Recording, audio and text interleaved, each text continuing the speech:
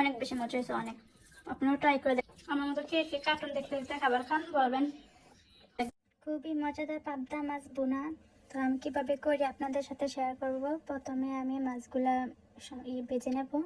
তো আমি একটু কড়া ভাজা পছন্দ করি, আপনারা যদি কম ভাজা পছন্দ করেন তাহলে আপনারা পছন্দ মতো ভাজতে পারেন। তারপর ওই তেলেতে আমি পেঁয়াজ আর মরিচ কাটা দিয়ে দিলাম, দিয়ে তারপর একটু লবণ দিলাম যেন তাড়াতাড়ি নরম হয়ে যায়।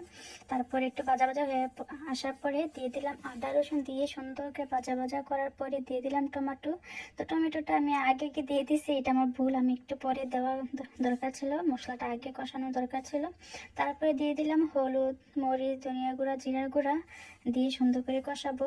তা আপনারা রান্না করলে এভাবে আগে মশলাটা কষাবেন, তারপরে দিবেন টমেটোটা।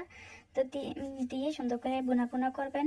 তো আমারটা সুন্দর বোনা বোনা হয়ে আসার পরে আমি এখানে সরিষা দিয়ে দিলাম। তো এই রান্নাটাতে আজকে আমি সরিষা দিলাম, আমি এর আগে কখনোই রান্না করি নাই, এই প্রথম রান্না করছি। তো আমি জানি না কেমন হবে, যদি ভালো হয় তাহলে তো বলবোই।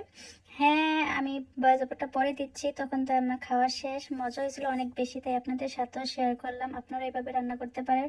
তো সরিষাটা দিয়ে 5 মিনিটের মতো আমি ঢাকনা দিয়ে রান্না করলাম। তারপরে তেল বেশি ওঠার পরে আমি মাছগুলা দিয়ে আরও 5-6 মিনিট রান্না করলাম। ধনিয়া পাতা দিলে অনেক বেশি ভালো হতো, ধনিয়া পাতা ছিল না তাই দেওয়া হয় নাই, আপনারা দিতে পারেন।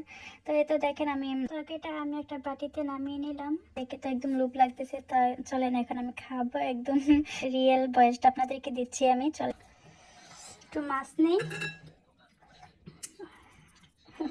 ক্যামেরা আমি ভালো ভিডিও করতে পারি না, তার মধ্যে এক হাতে খাবার খাওয়া আর এক হাতে ভিডিও করার আমার দ্বারা হয় না।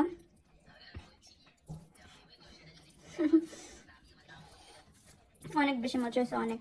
আপনারাও ট্রাই করে দেখবেন, আশা করি আপনাদের ভালো লাগবে। আমার মতো কে কে কার্টুন দেখতে দেখতে খাবার খান বলবেন। আর যদি ভিডিওটা ভালো লাগে তাহলে একটা লাইক, কমেন্ট, শেয়ার করবেন। সবাই ভালো থাকবেন, সুস্থ থাকবেন। আল্লাহ হাফেজ, আসসালামু আলাইকুম।